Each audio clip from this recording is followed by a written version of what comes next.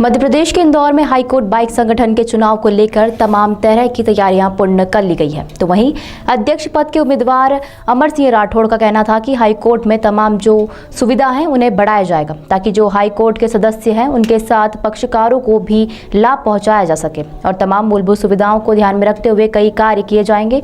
तो वहीं 1804 मतदाता इसमें अपने मत का प्रयोग करेंगे।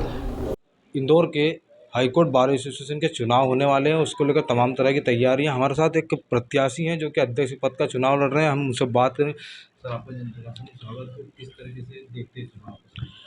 अभी वर्तमान में 22 तारीख को हाईकोर्ट बार एसोसिएशन के चुनाव होने वाले हैं। उसमें मैं अध्यक्ष पद का प्रत्याशी हूं। इस चुनाव में 1804 वोटर्स अपने मतदान का उपयोग कर सकेंगे और सामान्यतः 75% वोटिंग होता है हाईकोर्ट में। और इस चुनाव में जो है मैं महत्वपूर्ण मुद्दे लेकर के अपने सदस्यों के बीच में जा रहा हूं। सबसे पहला मुद्दा है जो है अभिभाषकों के लिए चैम्बर्स की व्यवस्था करवाना।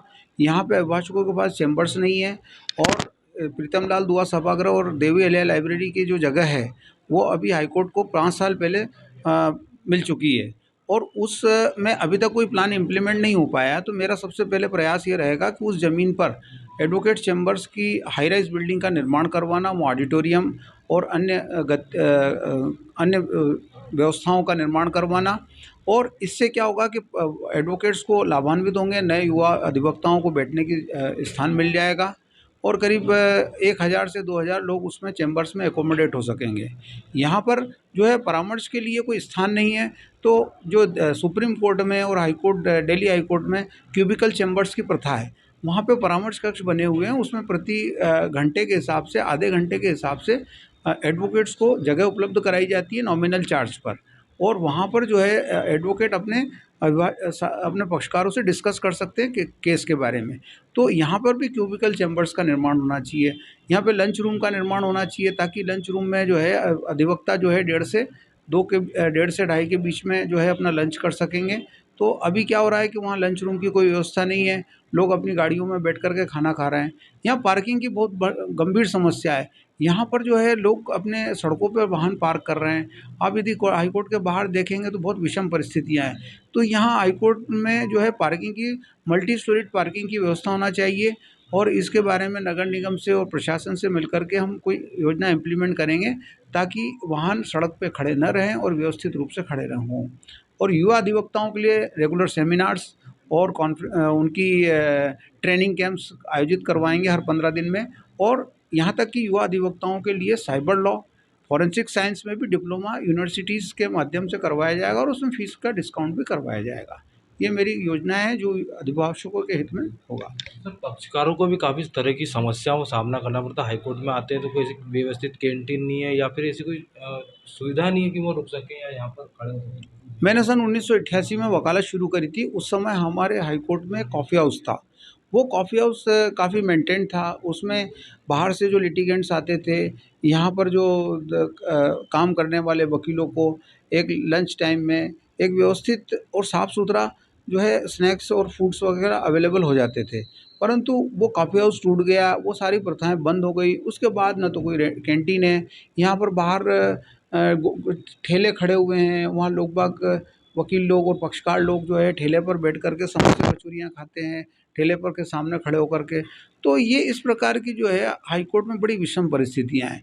तो हाईकोर्ट में एक व्यवस्थित कैंटीन का निर्माण होना चाहिए। एक कैंटीन बनाया था, वो काफ़ी पीछे होने के कारण जो है वहाँ एंट्री प्रॉपर नहीं है, तो इसलिए वो चल नहीं पाया कैंटीन। तो वहाँ उस कैंटीन को हम क्यूबिकल रूम में कन्वर्ट कर सकते हैं ताकि वहाँ पर जो है वकील और पक्षकारों के रूम में कन्वर्ट कर सकते हैं उसको। और कैंटीन जो है एक अन्य स्थान पर जहाँ पर लोगों का आवागमन सुचारू रूप से हो, वहाँ एक व्यवस्थित कैंटीन बनाया जाना चाहिए और कॉफ़ी हाउस बनाना चाहिए। दिल्ली है, सुप्रीम कोर्ट है, वहाँ पर व्यवस्थित कैंटीन है और लिटिगेंट्स को परेशानी नहीं होती है। हाँ, यहाँ पर एक बहुत बड़ी समस्या है कि लिटिगेंट्स के बैठने का कोई स्थान नहीं है।